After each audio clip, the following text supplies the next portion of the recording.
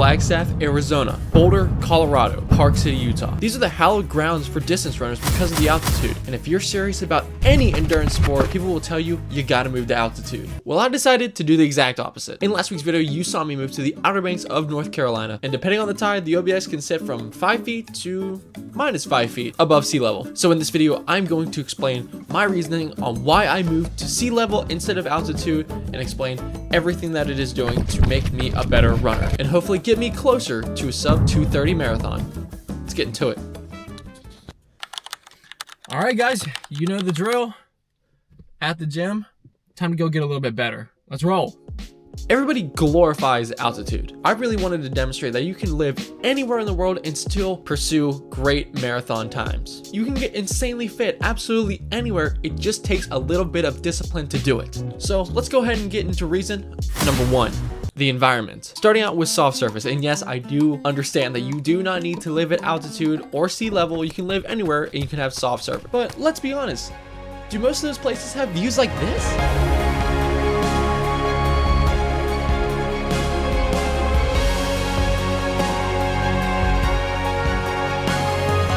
Some of the best trails that I have ever ran on are here, and they are this incredible soft surface gravel sand mixture is just absolutely so pleasant to run on. It's just kind of one of those things where if you know, you know. Humidity. Now this serves two different kinds of purposes. Obviously, if you've ever ran in humidity, you know how much it sucks. But since the air is so thick, it can simulate the difficulty of breathing like if you were at altitude. Now, obviously, you're not gonna get the same exact benefits at being at altitude. It can still program the brain to understand how to deal with just the feeling of a lack of oxygen. And combine this with when it's humid, you sweat so much, it forces your body to be able to deal with not having a lot of water in the system. By training your body to be able to run with a little bit less water in the system can pay off huge dividends in your body's water efficiency. Plus, for me, it's also helpful because it forces me to drink water and consume more fuel, which is a huge part of marathon running, because if you are not taking in fuel, you are not going to run your best, especially over a race as long as the marathon. And couple this with the salty air that I am much too familiar with, it really can help me force myself to stop and get a drink of water. All right, so the way the legs have just come alive in the past week, if that, it's pretty incredible. I'm not gonna lie, I was pretty down on myself for a while. You know, I'm sure you guys understand. I felt really out of shape, and I felt like this process is gonna be a lot longer. But this last week of running has really, especially from Tuesday's workout, has really given me a lot of confidence. And it shows that I just needed that stimulus to get me a lot further along than I thought I could be right now. So I'm really happy. I'm really happy with where we are right now in the training. I think we still got a pretty solid shot. Just got to keep on it. And let's be so honest here. Is there really any other way you'd rather end a run? Doing these extra exercises in the sand is a great way to help grow and strengthen the muscles in your lower legs and foot. I don't have a plyo box, so I have to dig a hole for it.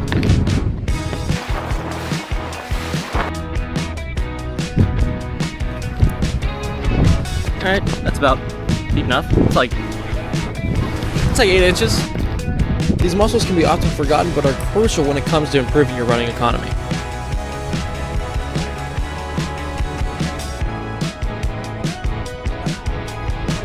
See? Cover your holes. Go to the beach, dig a big hole, cover it back up before you leave. This is good for the animals and whatnot, I think. At least that's what I've been told. Let's go get in the water.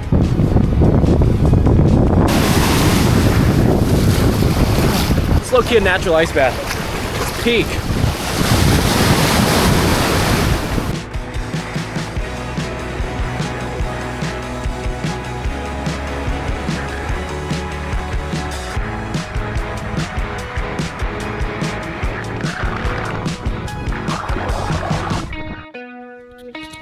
Big point number 2, the lifestyle.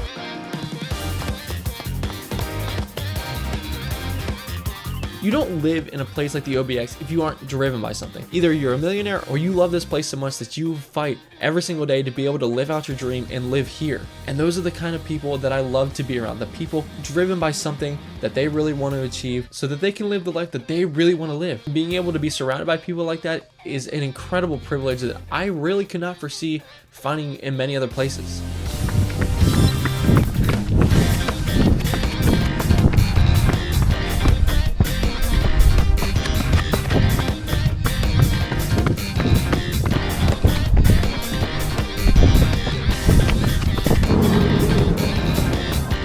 With that being said, I'm also alone, but in a good way. Now, when I say I'm alone, I don't mean that's in a bad thing. I actually kind of like training alone. Even though I do miss a lot of my friends back home, there are a lot of advantages for me training alone. Every single day is tailored towards me and my schedule. I don't have to wait on other people or compensate with meeting times. I can do everything when I want to outside of work hours. This includes easy day runs where I can run slower paces than what my friend group at home usually likes to run, because I like to run a lot slower around the 740 to 8 flat range on my easy days, whereas my friends, they like to run a little bit quicker, run that 730 to 7 flat. And I find that when I'm out training by myself, I just get so much more out of it because everything is tailored specifically to my needs, and I get so much more out of the training. This also applies to workouts, where I can be so much more in tune with my pacing because I'm not focused on the guy ahead of me or behind me, because it's just me, there is nobody else.